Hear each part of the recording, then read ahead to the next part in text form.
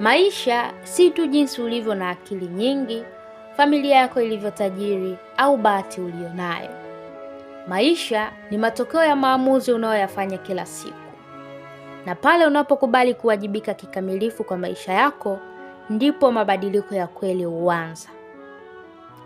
Unapoacha kulalamikia mazingira, watu au hali unayopitia, na badala yake ukaanza kufanya maamuzi sahihi, unaanza kuamua mustakabali wa maisha yako mwenyewe. Na hapo ndipo nguvu ya kweli ya maisha ilipo. Ukweli ni kwamba maisha yetu hujengwa na imani tuliyonayo, nidhamu tunayoishi nayo na mazoea tunayoyarudia kila siku. Mafanikio tuliyonayo hayatokani na tendo moja kubwa au tukio la bahati. Yanatokana na vitendo vidogo tunavyofanya kwa uendelevu. Ndio maana hata kusoma karatasi chache za kitabu, kujifunza ujuzi mpya, kuheshimu muda na ratiba au kuwa makini katika mambo madogo ya kila siku ni muhimu sana.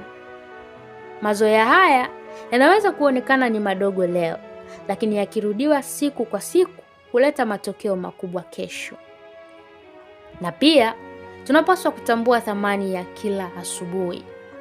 Kila tunapofungua macho asubuhi, tunapewa fursa ambayo wengi hawaioni. Wakati wengine bado wamelala ndani ya uwezo wao, wewe una nafasi ya kuwekeza zaidi ndani yako mwenyewe. Mpendwa, jinsi unavyoianza siku yako mara nyingi huamua jinsi utakavyoishi maisha yako, kwa sababu mustakabali wa maisha yako sio jambo la kubahatisha, bali hujengwa katika siku za kawaida kwa kufanya maamuzi sahihi, mazoea yanayojirudia na nidhamu ya kuendelea hata pale ambapo hakuna anayekuona. You are a brand, own your value.